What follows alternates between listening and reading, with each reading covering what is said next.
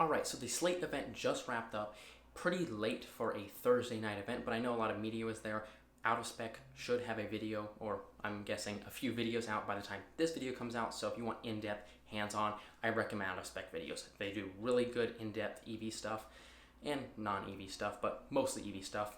Go check them out. The whole company's approach is focused around simplicity, kind of minimalism, and affordability. And let me just say, they definitely hit all of those targets. So what is the truck actually about? So off the production line, the truck comes in a basic 2-seat configuration. It's built with straightforward features like crank windows, steel wheels, and manual HVAC controls. So it really calls back to the old days with older cars, simplicity, user upgradability and repairability and all that. Whatever you want to do, you can do with this vehicle. And so by design, this is supposed to be as minimal as possible. They're not including a lot of car things. They talked about that a lot at the event, like we've taken out what makes a car a car.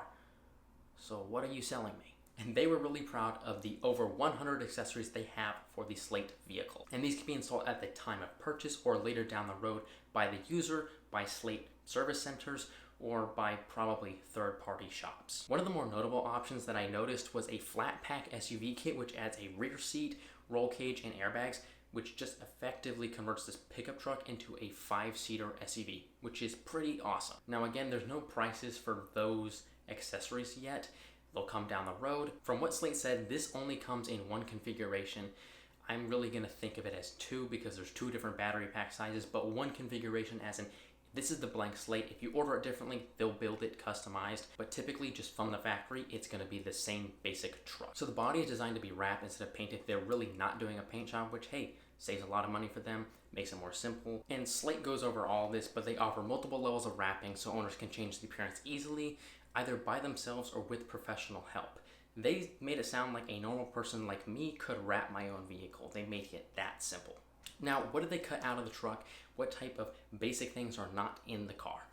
Well, a basic infotainment system. Yeah, that is not in this vehicle. So instead of the built-in infotainment system like every modern vehicle comes with today, they're allowing you to just bring your own tech. That is what the motto is. That's what that section of the website is. It's bring your own tech. Bring your own speakers, bring your own display. So that means your phone or your tablet. There's different mock-ups they have on there. I'll put them on screen right now.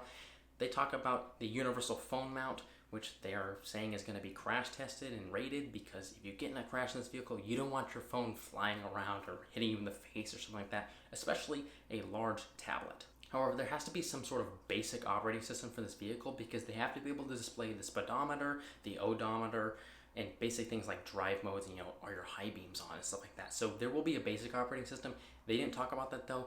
The way they're really selling the vehicle is there's a little screen at the top of the steering wheel, just hidden behind the steering wheel, that will show the speed and stuff like that, your basic vehicle things, but then infotainment, all of that will be controlled either on your smartphone or your tablet, whatever you want to put in the vehicle. And honestly, yeah, pretty good cost saving measure. People like to upgrade their phones and their tablets every so often.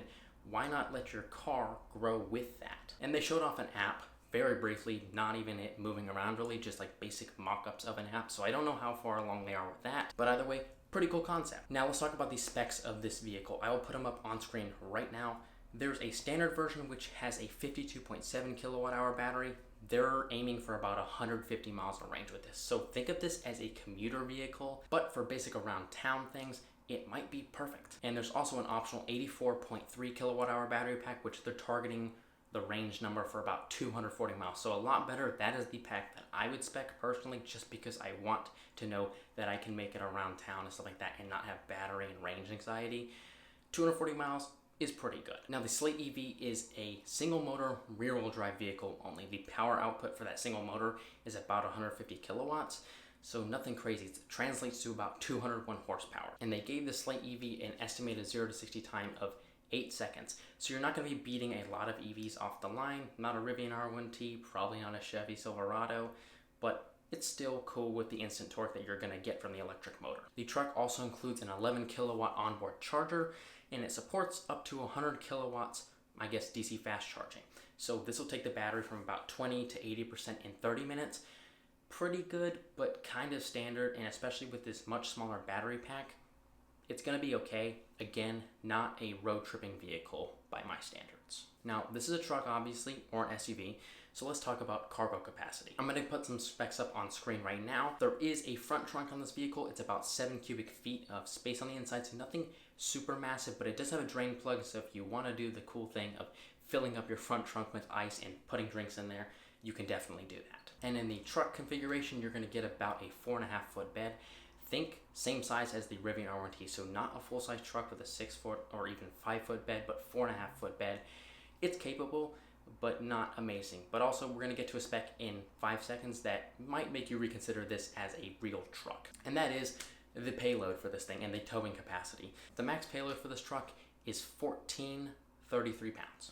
Yeah, that's it, 1,433 pounds. It's nothing crazy. And the towing capacity is only 1,000 pounds. So you're not going to be wanting to tow with this. People might have been a little worried when they saw the 150 mile range figure. This is not a towing truck. If you try to tow with this truck, you're going to be severely disappointed. I don't know what you're going to be towing around. Probably not that much. Now, I've told you all the specs. Let's get to the price. Without the price, none of this makes sense. You have no perspective on what this thing costs. So Slate is targeting a post-incentive price of just under $20,000. Very interesting they phrased it that way. There's a chance that this tax credit, the federal tax EV credit or rebate, might go away.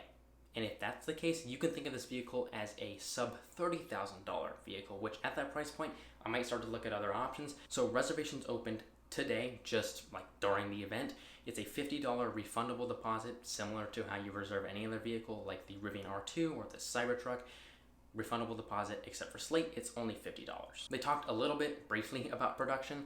Production is going to be in the US using a repurposed factory, so similar to the thing that Rivian did with the old Mitsubishi factory in Normal, Illinois, which means they're going to save a lot of time instead of building a factory from the ground up, just repurposing an already built factory, which is great and great cost savings and time savings for them. So when does this vehicle launch? They are saying Q4 2026 customer delivery start. If that is true, that's great. They are in a great spot to be delivering these vehicles. Now, if you're going through all the specs of the Slate EV, what is my take on it? What do I personally think? Well, I like it enough to put a $50 refundable deposit down. However, I would not say this is going to replace anybody's big gas trucks that they use to tow. This is not a towing truck, but I like it from the utility perspective. I don't ever tow anything. I've never needed to tow anything. The utility and the possibility of being able to tow is really cool with other trucks, but for me, I just never come into situations like that, and if I do, you can easily rent a vehicle to do that. So the utility of a truck is what attracts me to these vehicles, and Slate feels like they've really got the fundamentals down for that. Whether I keep it as a truck or mod it using Slate parts into an SUV, the utility is there. The repairability, if I break something, I can buy a piece easily and fix it myself. That's all there. Really exciting, and that's why I want to support Slate going forward. I'll do more videos on them down the road as they update things, but for now, if you're interested, go check out the website. I cannot emphasize that enough. There are so many things on there. There's more photos and videos and stuff like that. Go check them out. I'll leave a link in the description down below. And with all that being said, hope to catch you guys in the next one. Bye-bye.